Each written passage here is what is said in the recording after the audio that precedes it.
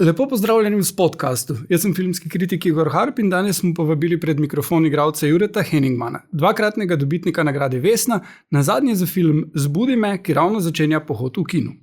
Prvo Vesno je prejel za vlogo v filmu Izlet, sicer pa je najbolj znan po glavni vlogi v priljubljeni seriji Gospod profesor. Zadnjo sezono ga lahko spremljamo v SNG Drama, kjer se ravno pripravlja na premiero predstave Cyrano, predtem pa je bil 15 let član ansambla Mestnega gledališča ljubljanskega.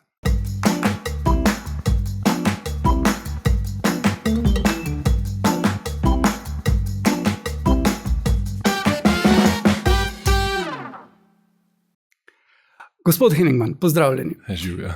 Igralci se za vlogo potopite v kožo nekoga drugega, ki je včasih prijazen, drugič nevaren, tretjič pa smešen. Kako se vi lotevate tega? Kako ste se recimo prelevili v Sama Demšarja za Gospoda profesorja?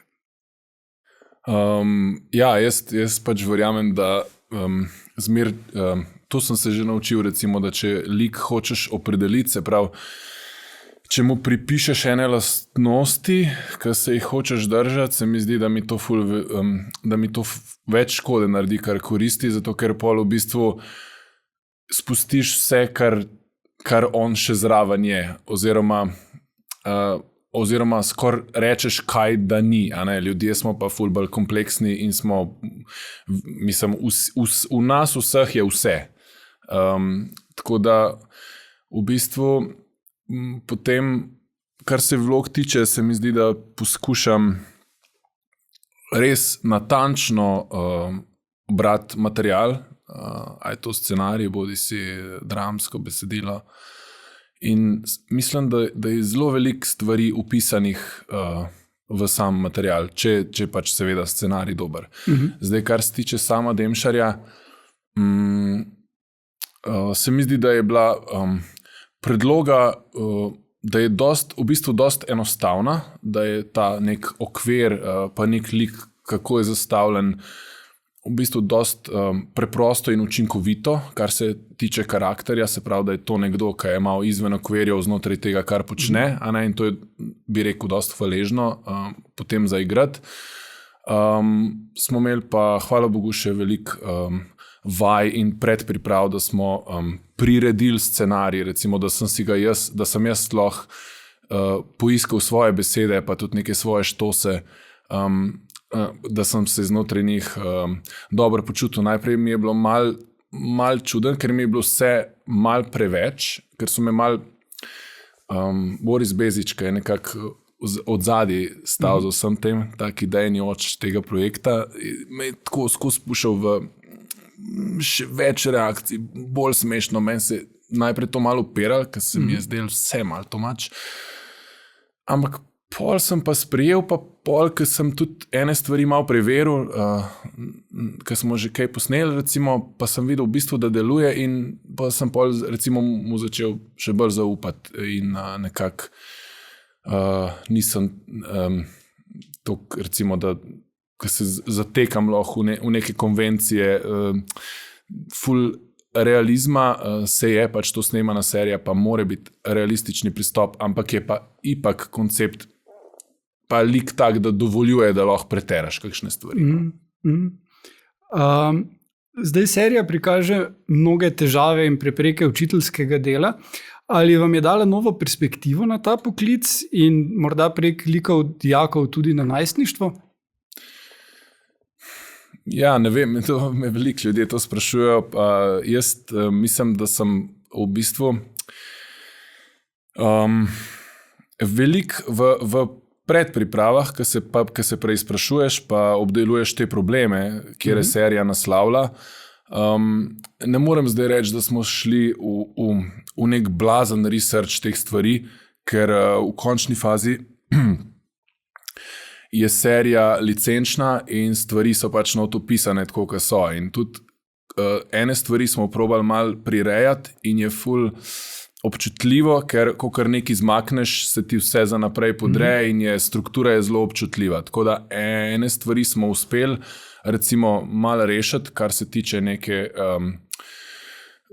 nekih čisto vzgojno-izobraževalnih principov ali pa nekih problemov, ki jih naslavljamo, ali pa nekih stvari, ki so se nam zdele površne ali pa so se nam zdele prav napačno predstavljene. Recimo smo jih poskušali maksimalno, kolikor se da, popraviti, se pravi, da bo z naše strani prišla neka prava narativa, ker smo se zavedali, da bodo to gledali mladi. Drugače pa sem v bistvu imel dost klasične igralske probleme, stvari, s katerimi se tudi drugače srečujem pri vlogah. Ne morem zdaj reči, da zdaj pa jaz sem pa zdaj mal profesor, čist nič. Se pravi, razen mogoče to pa resno, da ker sem pa veliko delal s tamavmi, se pravi, sem jih imel v razredu in to je pač neka ta dinamika in mogoče malo ta pogled, da je res en velik respekt do učiteljev. Težko je biti avtoriteta danes, težko jim je nekaj podajati, ker hočeš, tebi je zanimivo to, kar govoriš, hočeš, da njih zanima in če jih ne prepričaš, težko je držati fokusno z njimi. Recimo to pa je, recimo nekaj, kar sem dobil pogled, da je zelo težko danes, po mojem, opravljati ta poklic dober. Z odraščanjem pa je povezan tudi vaš nov film Zbudi me, režiserja Marka Šantiča. V njem vaš lik Rok utrpi izgubo spomina, izgine mu nekaj let, na kar se vrne domov v majhno stanovanje k materi in bratu, ki jo igrata odlična Nataša, Barbara Gračner in Timon Šturbej. Potem Rok postopoma ugotavlja, kaj se mu je zgodilo, kakšen človek je bil in obenem tudi, da njegov brat stopa na isto nevarne, lahkomiselne poti. Kaj je bil največji izziv te vloge? Največji izziv je bil gotov nekako ta izguba spomina definira tega fanta, da se na novo odkrije oziroma da na novo definira svoje življenje in v bistvu je bil največji izziv, kako ne kazati stvari oziroma jih nekako ful mal je bilo sredstev, s katerimi mene velikrat cilj, da bi tako nek ta pragmatizem me velikrat cilj, da kaj razložim ali pa imam potrebo, mogoče ne toliko kot igralec, ampak že v teh nekih predpripravah, recimo, ker sem bil tudi malo soavtor scenarija, da bi kakšno stvar, v bistvu to mi je bilo najtežje, kako nič ne narediti, kako v bistvu pustiti, da se stvari dogajajo in da on skozi sebe to procesira in potem pač vrednoti, da nima že vnaprejšnje neke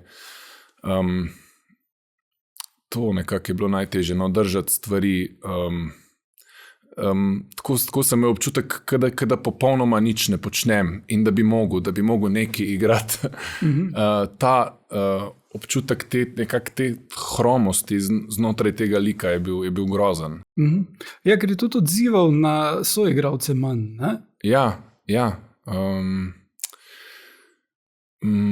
Sej, hvala Bogu smo imeli veliko pač predpriprav, ampak mogoče smo tudi malo zaštrikali zgodbo, ampak vse dobro, mislim za mene kot igralca je dobro, da imam čim več podatkov, čim več informacij, ampak tle je bilo res malo triki, ker je on zgubil spomin in mogoče, ne, če tako rečeš, mogoče bi bilo boljše, da enih informacij sploh ne bi imel, ampak bi lažje mogoče pol operiral z enimi stvarmi, ampak ne vem, tudi nisem pa pristaš teh manipulativnih pristopov do dela in pol, da bi nekdo recimo tako na tak način z mano hotel delati, da mi nekaj skriva. Se mi zdi, da to včasih obnese mogoče pri kakšnih naturščkih ali pa mlajših igralcih ali pa pri kakšnih zelo specifičnih dotičnih manjših situacijah, ne pa zdaj nekako general. Tako vse. Ena bolj znanih takih scen je, vem, da iz 8. potnika. Ne? Ja? K tista znana scena, ko vesoljec skoči iz trupla tistega Kejna. Nobeden od igralcev, ki so okrog stali, niso vedeli, koliko tisti posebni učinki pač pricnejo vse naokrog in kako se ven skoči v njih in potem pač so bili dejansko toliko v šoku. Ja, no to recimo so dobri efekti, ne? Ampak to je za neka momentalna stvar, ki je dobra, ker veš, da nekaj bo, ampak ne veš, kako in pol je lahko pristna reakcija. Ne? Ja. nekaterih vidikih, predvsem v nekem recimo družbenem sporočilu, Zbudi me spominja na klasiko Ameriška zgodovina X, kjer lik zaskrbljenega brata, nekdanjega nacista, odigra Edward Norton. A ste vi zaznali tudi kaj teh sporednic? Mislim, siguren, je to nek film, ko smo se začeli ukvarjati to zgodbo, to je siguren prvi film, ki se ti pojavil, ker je tako, se mi zdi, čist taka usporednica, ki lahko primerjaš te stvari. Čeprav jaz sem v bistvu na začetku sem imel prav zaradi tega mogoče malo problemov, zato ker sem si drugače mogoče predstavljal naš film, se pravi, dejansko mogoče zaradi generacije X, me je silal nekako to razmišljanje, da bi pa moglo biti mogoče več nasilja ali pa da bi moglo biti bolj eksplicitno ali pa... ampak hvala Bogu, Marko Šantič, režiser, pa tudi ko-scenarist, on je ful senzibilen človek in tudi režiser in tudi je zanimivo, da se je lotil te teme, v bistvu ksenofobije in tega nasilja,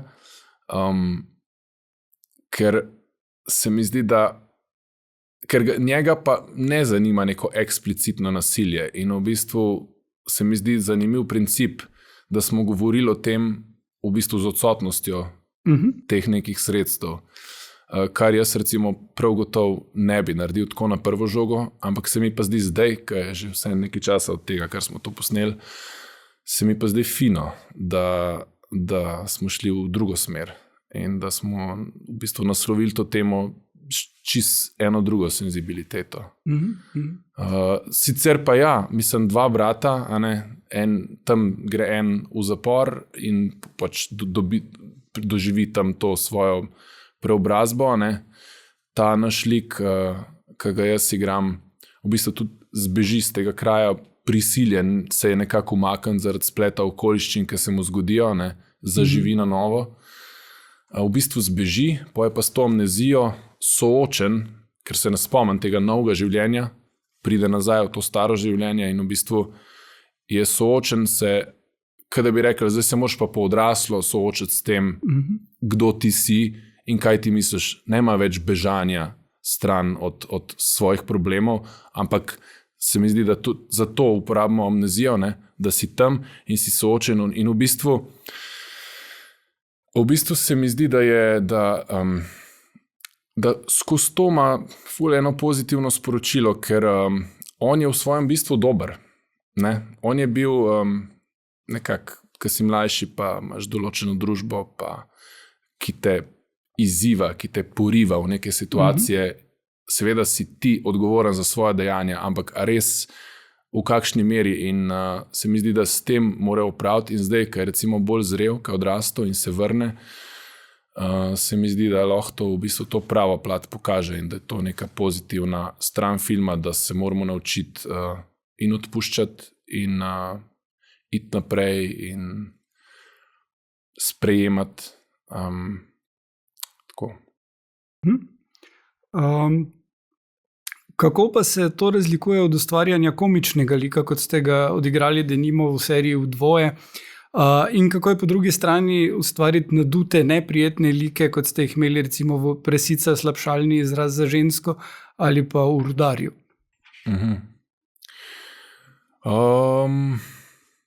Mislim, vedno je pač jaz sem igralec, se pravi, mene lahko najameš in pol jaz sodelujem s sodelavci, ki so, to so zdaj zelo različni projekti, zelo različni avtori, zelo različni pristopi in jaz nekako poskušam biti čim bolj neobremenjen in čim bolj celega sebe predati temu liku, ki ga pač moram narediti. Zdaj, kakšne stvari, recimo, moram reči, da dosti težje mi je delati neke epizodne vloge, ker se mi zdi, da moraš točno zadeti bistvo. Nimaš časa, recimo, tako kot gospod profesor, jaz tam lahko praktično tam je bilo najtežje pač ta kontinuiteta tega dela, ampak v celi teh, v bistvu sem jaz skoraj vsakem mislim, zelo velika, ne, in ti si lahko tudi prvoščeš vmes, da ne vem, nekje nisi čist 100% ali pa ti daje to neko večjo sproščenost, da če pa mogoče imaš en slab dan, se jih bo ostalih 60. Mislim, se bo to že nekje porazgubil. Ne? Za neko epizodno vlogo se mi zdi, da moš pa kar zadeti žebljico na glavico. Ne? Ampak recimo v Dvoje, ta dotični v Dvoje, jaz sem itak bil fan v Dvoje, že prej, in sem bil ful vesel, ko me je Luka poklical, Marčetič, a ne? Ko se mi zdi, da ne vem, da tam naredil bi karkoli, pač tako. Sploh ni bilo treba, tudi všeč mi je njegov smisel za humor in nekako je to prišlo eno z drugim. Tudi z Nino sem večinoma igral, ker sva bila sošolca še na akademiji. Ja, tako da sem bil tudi ful vesel, tudi nje, da sva imela večino prizorov. Pa z Nikotom seveda, ki je absolutno en mojih najbolj smešnih ljudi, kar jih poznam. Ne. Tako da ni bilo težko, no. Res sem užival. Ne. Drugač pa pri Prasici, recimo, ali pa Rudarju, to so pa eni ljudje, mislim, razumeti jih moraš, jaz nikoli, vse to večinoma vsi povemo, igralci, ni tako, da boš zdaj negativca igral, kakorkoli drugače. Ti moš poiskati njegove vzgibe, zakaj se tako obnaša, kaj so njegove bolečine v končni fazi. Mislim, vsak lik v bistvu je človek iz mesa in krvi in tako ga moraš vzeti. Kokar ga vzameš malo pokroviteljsko, ali pa on je pa nek zloben, on je pa tak, takoj se mi zdi, da greš 2 štenge dol in takoj je stvar v končni fazi manj prepričljiva, če nima vseh odtenkov. Imajo pa pač te liki, recimo, določene funkcije. To so neki stranski liki v nekih filmih, ki podpirajo neko zgodbo, tega se pač seveda moraš zavedati, ampak sploh pa ne rabiš ga pa poenostavljati. Mislim, da to nobenemu usluge ne naredi. Prav spomnim se, ko sem se pogovarjal z režiserko Rudarja Hano Slak, ki je povedala, kako natančno je ta lik vaš bil izdelan, točno kje na karierni poti je, kaj je njegov cilj, da bo dosegel, točno katero avto vozi, se spomnim prav tole izbira Smarta za enega, ki je ravno kar postal direktor, pa si še ne more privoščiti pravega Mercedesa. Da je res izpiljeno. Jaz se tudi spomnim takrat, ko padeš neko tako zgodbo, pa nekak tipalke odpreš na drugih nivojih in vem, da sem kar recimo v časopisu, kar se tiče teh poslovnih strani, pa to ponavadi ni nekaj, kar mene blazno zanima. Takrat pa kar naenkrat so se mi vžgali te receptori in v bistvu sem začel tedensko videvati en in isti obraz. In mi je bilo, kdo je ta, mislim, nekaj pa je na temu tipu, čeprav sem, ne vem, če bi zdaj to poimensko, kdo to je, se nima veze v bistvu, ampak recimo, da je pol, kar je od tega ven prišlo v končni fazi, je ta nek vizualni izgled tega človeka. Se pravi, sem jaz prišel na idejo, da bi bil blond in da bi bil tako, ampak to je nek, in pol tako sestavljaš iz razne puzle daješ skup. Mislim, to je nekaj mogoče, kar je najbolj zabavnega. Tako pri filmu, če imaš nek mal stranski lik in v bistvu si lahko prvoščeš neko mal svobodo, kar mi je Hana tudi pustila, kako ga točno sestaviti. To je tako. Se pravi, moraš pa čim več stvari nekako prlimati na njega svojih, se pravi, da ima čim večji bazen tega, iz katerega lahko črpaš, ker je bolj kompleksen in bolj verjeten. Tako. Ja. Zdaj vloga Roka je podobno intenzivna kot vaša prebojna vloga v filmu Izlet iz leta 2011, za katerega ste prejeli prvo vesno in ki vam je tudi odprla mesto med Shooting Stars oziroma vzhajajočimi zvezdami na festivalu Berlinale. Kaj to pravzaprav prinese igralcu oziroma filmskemu ustvarjalcu in kaj ste vi od tega odnesli? A mislite od Berlinala ali od vesne? Berlinala in tega. Aha. Ja, dobro vprašanje. Jaz mislim, da to je bilo že kar koliko 12 let nazaj, ne? Se pravi, tudi takrat je bil čas drugačen.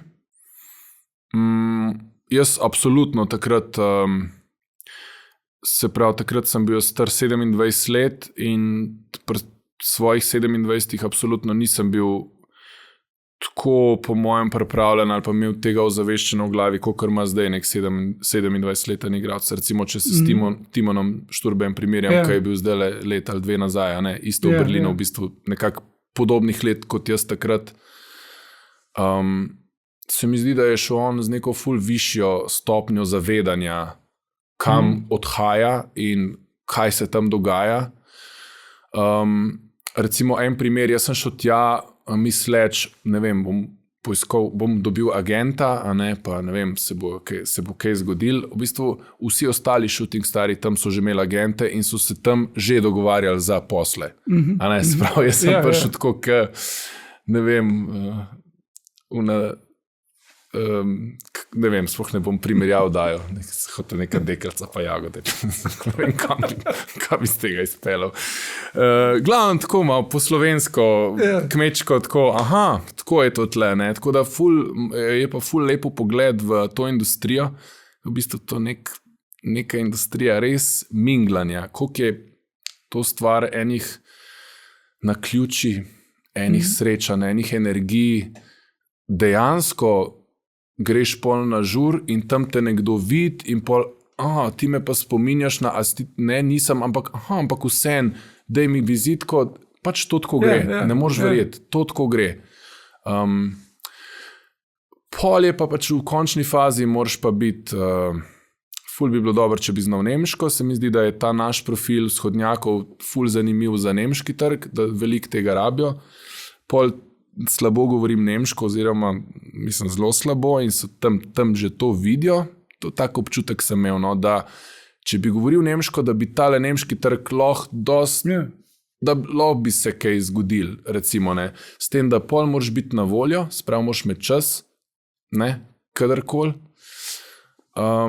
Jaz sem bil pa glih nafrišen, sem pa tlele zaštartal familijo, službo, tle sem bil vpet v to okolje in nekako se mi ni zdel naravno, da je zdaj v bistvu, ker v resnici bi mogel malo vse tle spustiti, pa se prepustiti tej tujini, ampak se mi je zdel tako, vse se ne mudi, po eni strani ne. Mislim, hočem reči, zelo malo sem naredil za to, da bi zdaj se mi nekaj zgodilo v tujini.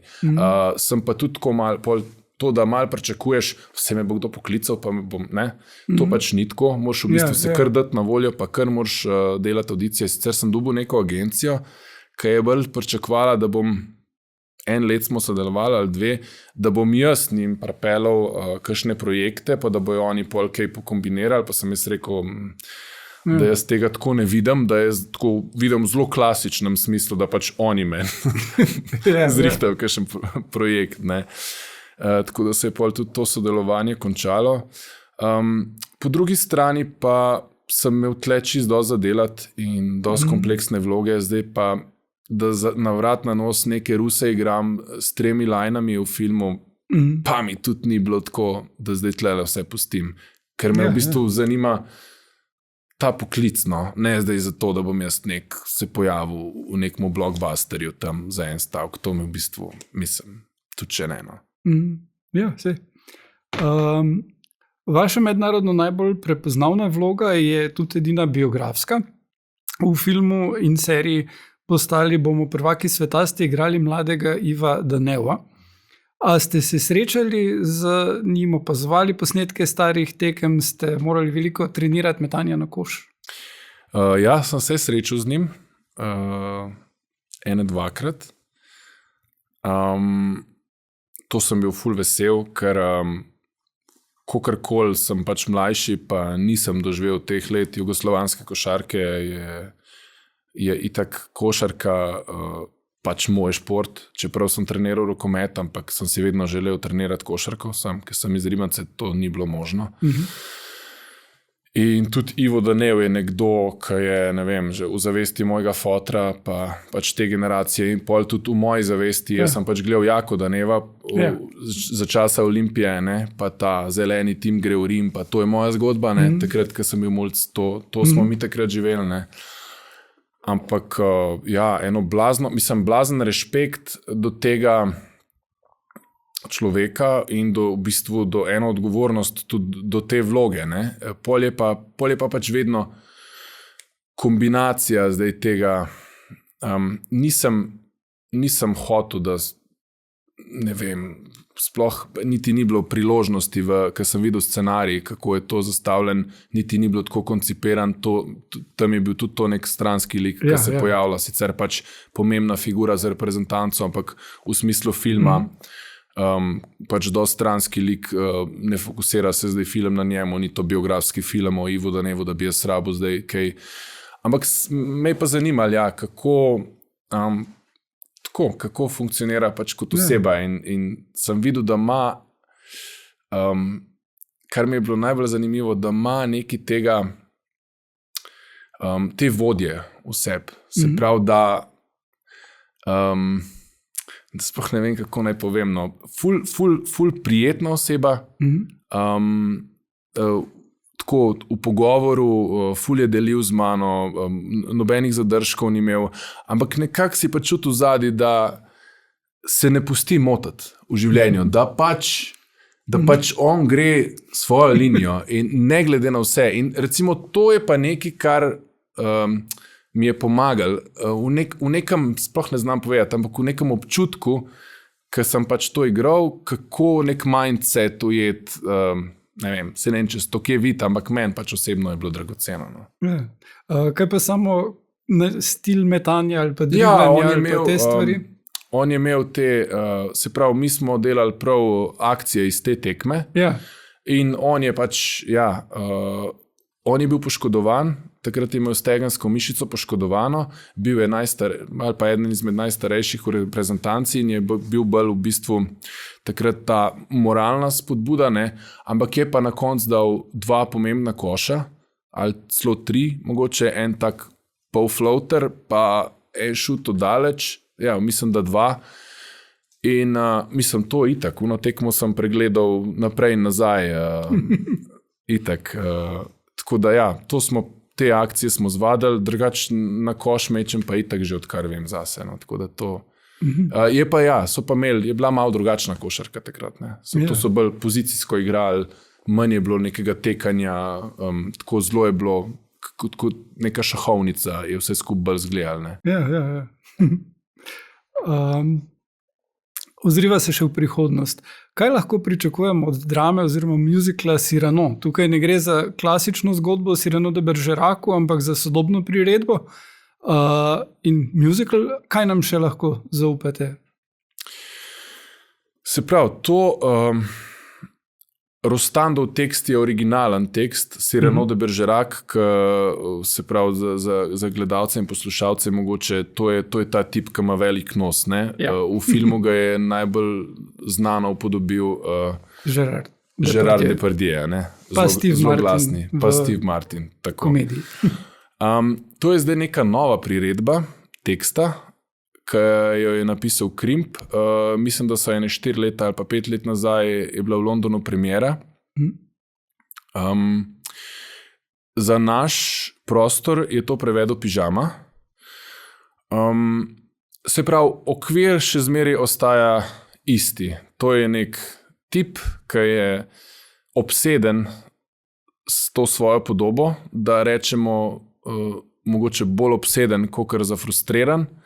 In v bistvu gre za nek ljubezenski trikotnik med Roxano, Kristjanom in Cyranojem, s tem, da on je zaljubljen, Cyrano je zaljubljen v Roxano, Roxana je zaljubljena v Kristjana, on potem pomaga, on zna zlagati rime, se pravi Cyrano, Kristjan pa ful dobro zgleda in pač on njemu pomaga zlagati rime, da on njo osvoji in je ta krog nekako se pol tako vrti, seveda na koncu z kar precej tragičnim koncem. Zdaj, kar se naše priredbe tiče, je sigurno glavna značilnost, da imamo na odru band, se pravi, igralci bomo delali muziko, live muziko, se pravi, to so vse, 2 kitari, klaviature, bobni in tako, prav ta prav band in poskušamo vse delati iz teh situacij, iz pozicije benda, zelo veliko bo glasbe in Tin Grabner si je to tako zamislil, svojo avtorsko ekipo in jaz moram reči, da se mi zdi zelo zanimiv princip, zato ker sploh ne vem, kako bi to v resnici, ne znam predstavljati, kako bi to delali klasično, oziroma a bi to mene sploh zanimalo, mislim, te neke postavitve, se pravi, tle smo pa, jaz nimam niti velikega nosa, niti ne mečujemo se, vse to imamo v inštrumentih, v glasbi in v bistvu sam pičimo te odnose in se zelo zanimive stvari pojavljajo tako, no, kako se ene stvari odpirajo, kako v bistvu so ene stvari večplastne, zaradi tega, ker imamo odsotnost tega realizma, kar je, hvala Bogu, v teatru možno, ne? Na filmu bolj težko. Tako da nič, smo zdaj leči znotraj tega in se veselim, 13. april je premiera, tako da vabim vse. V kinu pa vas bomo lahko že kmalu ponovno videli tudi v stranski vlogi v srhljivki Opazovanje in nedavno ste zaključili s snemanjem filma Izgubljeni sin. A nam lahko kaj zaupate o vsebini teh 2 filmov že in o temah, ki jih pokrivate? Ja, Opazovanje je, kako bi rekli, tak skoraj znanstveno-fantastični thriller. Se pravi, čist na hiter, en dogodek je bil par let nazaj, kako sta 2 fanta live streamala pretep nekoga po Facebooku, a ne, in kasneje je ta oseba umrla. Se pravi, Janez Burger, režiser tega filma in scenarist, je vzel ta dogodek kot nek okvir,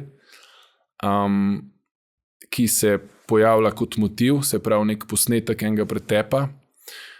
Glavno vlogo igra Diana Kolenc, ki je reševalka v filmu, se pravi, ki rešujejo tega fanta, ki ga odpeljejo v bolnico. In potem se njej začenjajo na telefonu pojavljati posnetki tega pretepa in zmer videti na posnetkih eno drugo osebo, ki to gleda in potem kasneje se izkaže, da se s to osebo nekaj zgodi. In jaz igram v filmu policista, dokjer ga ona pride, ker se ji zdi to čudno in da je treba pač, da kaj se dogaja. Ne. Sprav film tematizira neko družbeno odgovornost nas vseh oziroma odsotnost tega, se pravi, takrat je med 20 pa 30 tisoč ljudi videli ta posnetek, noben ni poklical policije. In to je nekako okvir tega filma. Tako da jaz sem znotraj tega kolesja en čist navaden policaj, čist nič herojski in junaški. Nekdo, ki se celo malo zagleda v to reševalko. In nekdo, ki pač reagira tako, kot po mojem bi jaz tudi reagiral, mislim, kaj ti pa je, no. Valjda ni to res, kar ti meni govoriš, ne. Valjda se to ne dogaja, ne. Film, sicer res filma še nisem videl, no, ampak se mi zdi, da ima zelo, zelo zanimiv pristop mislim, kako je posnet. Se pravi, posnet je večinoma na teleobjektive iz statične kamere v kadr sekvencah. To je tako res tak pogumen pristop. Ampak, ker je naslov Opazovanje, se mi zdi, da zelo pritiče, no. Nekako in žanru in da ta način zelo podpira zgodbo in vsebino. Drug film je pa Izgubljeni sin, kjer ga snemanje smo zaključili v novembru najbrž. Ja. Tam pa tudi igram policaja. No ja, to je pa tudi film, ki je sestavljen iz kadr sekvenc. kaj lahko povem o tem filmu? Ja, da sem mogoče podobno kot pri Zbudi me, da je to tudi en film, v katerem sem čisto v vsakem kadru. Kar je tudi, ne vem, svoj vrsten izziv. Ne vem, že kaj v zgodbi?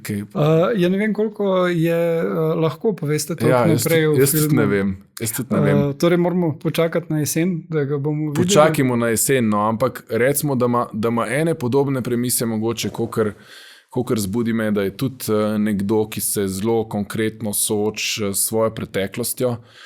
Lahko pa to povem, no, da je pa da tematizira družinsko nasilje. Na vseh možnih ravneh, tako na osebni ravni tega lika, ki ga jaz igram, kot na neki družbeni ravni, ne vem, primerov, s katerimi se on ukvarja. In se mi zdi, da je to ena obenem zelo univerzalna tema, po drugi strani pa zelo slovenska.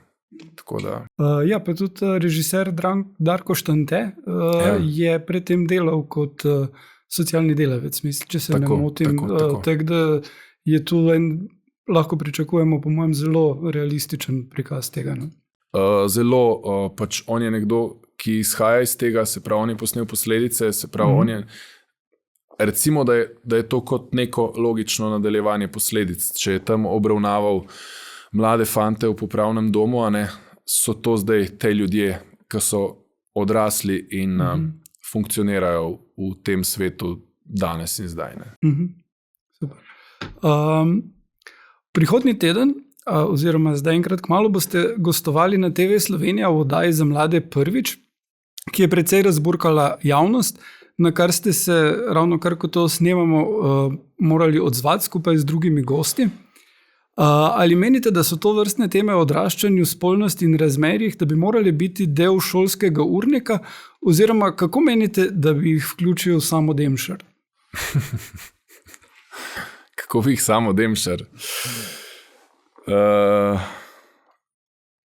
Ja, dobro vprašanje. Jaz mislim, da bi Samo Demšar z neko čudno svojo metodo hotel pokazati, da so stvari zelo preproste, da smo vsi ljudje, da ima vsak človek svoje potrebe, da ima vsak človek svoje pravice, svoje želje, svoje hrepenenja in da znotraj tega ni nikakršnih razlik. In res moram reči, pač to je ena serija, res pozdravljam ta projekt, kjer ga tudi sam sem sodeloval kot gost. Sploh ne vem, kje bi začel. Recimo jaz kot mlad fant sem imel absolutno odsotnost pogovorov o svojemu telesu, o svojih čustvih, o spolnosti, ne vem. Sploh se mi zdi, da to so bile take tabu teme, pa ne sam znotraj družine, ampak znotraj šole, znotraj družbe, in ne morem verjeti, da to še zdaj taka tabu tema. Absolutno bi se moglo več o tem pogovarjati v šoli, ne sam pri uri biologije, pa da v 9. razredu pride medicinska sestra, pa ima 45 minut predavanje, ne vem, o telesu, pa kako, ne vem, fantje imajo to, punce imajo to, mislim. Pač to bi se moglo postopoma v vseh triadah osnovne šole bi se moglo to naslavljati in o tem govoriti. In ta serija je nekaj, kar to odpira, se pravi, so povabili mlade, da govorijo o sebi, o svojih telesih, o svoji spolni usmerjenosti, o spolu svojem, o svoji identiteti, o čustvih. In sem v bistvu, mislim, saj vemo, pač živimo v Sloveniji. Ne? Tako pač je meni sam žal, da so se zdaj pojavili neke pač prav sovražni, homofobni, rasistični, danes sem gledal na YouTubu nek video od ene mlade punce, ne morem verjeti, to je mlada punca, ki pač razmišlja, ne vem, tako, kaj je razmišljala, ne vem, moja praba, mislim, ne vem, to je neko razmišljanje, tudi totalna neka regresija, mislim, jaz ne vem, kam mi gremo. Se pravi, kot da je zdaj to neka LGBT propaganda in ne vem kaj, mislim.